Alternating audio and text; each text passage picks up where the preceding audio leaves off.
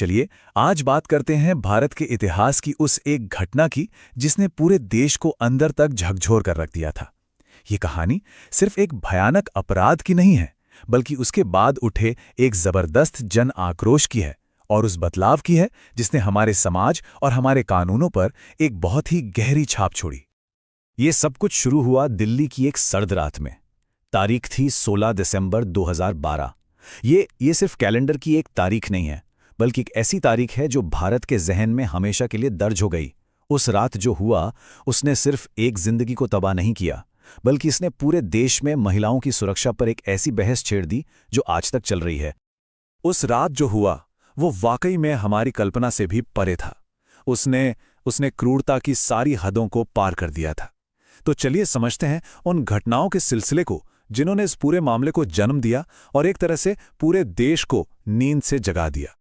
सोचिए, घर लौटने का एक बिल्कुल आम सा सफर कैसे एक खौफनाक मंजर में बदल गया। 23 साल की फिजियोथेरेपी स्टूडेंट ज्योति सिंह अपने दोस्त के साथ घर जाने के लिए एक बस में चढ़ी, लेकिन उस बस के अंदर जो उनका इंतजार कर रहा था वो इंसानियत नहीं, हैवानियत थी। ड्राइवर समेत 6 लोगों ने उन पर हमला कर दिया।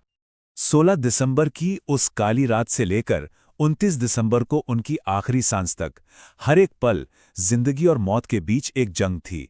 ये जो टाइमलाइन आप देख रहे हैं ये सिर्फ कुछ तारीखें नहीं हैं, बल्कि ये उस भयानक पीड़ा और ज्योति के उस हिम्मत भरे संघर्ष को दिखाती है जिसने बाद में लाखों लोगों को आवाज उठाने की हिम्मत दी। उस हमले की क्रूरता का अंदाजा लगाना भी नामुमकिन है, लेकिन ये एक आंकड़ा शायद उसकी गवाही देता है। बर्बरता इतनी ज्यादा थी कि उनकी आंतों का सिर्फ 5% हिस्सा ही बचा था।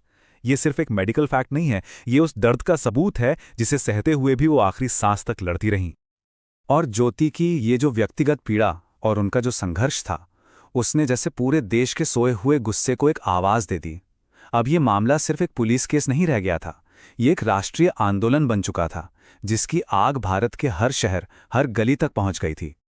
तो सवाल ये उठता है कि आखिर इस एक घटना में ऐसा क्या था कि करोड़ों लोग अपने घरों से निकलकर सड़कों पर आने को मजबूर हो गए। इसने कैसे देश की आत्मा पर चोट की और बदलाव की एक ऐसी लहर पैदा कर दी जो शायद पहले कभी नहीं देखी गई थी।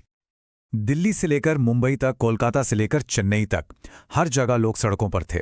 ये सिर्फ गुस्सा नहीं था, ये न्याय की एक जोरदार मांग थी।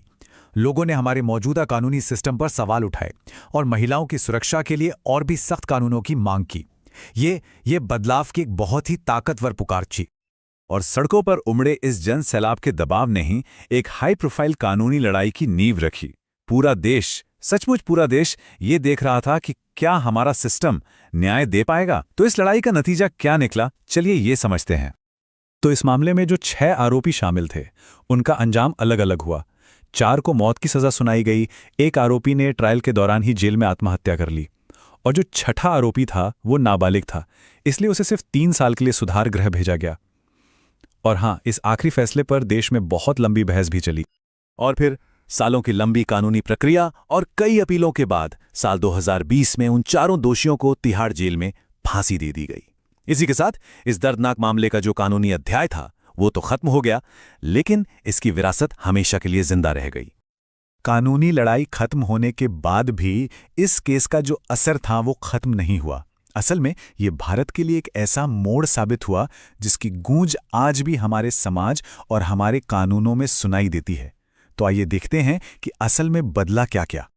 अगर हम देखें तो इस मामले की विरासत के 2 सबसे बड़े हिस्से थे। एक, ठोस कानूनी सुधार। महिलाओं के खिलाफ होने वाले अपराधों से निपटने के लिए कानूनों को पहले से भी ज्यादा सख्त बना दिया गया। और दूसरा, जो शायद उतना ही जरूरी था, वो था सामाजिक बदलाव। महिला सुरक्षा के मुद्दे पर पूरे देश में खुलकर बातचीत होने लगी, जिससे जागरूकता बढ़ी। तो हाँ, ये कहना बिल्कुल भी गलत नहीं होगा कि इस एक मामले ने पूरे देश को महिला सुरक्षा के मुद्दे पर एक बार रुककर सोचने के लिए मजबूर कर दिया। इसने सिर्फ कानूनों को ही नहीं बदला, बल्कि एक ऐसी राष्ट्रीय बहस शुरू की जो आज भी हमारे लिए बहुत जरूरी है।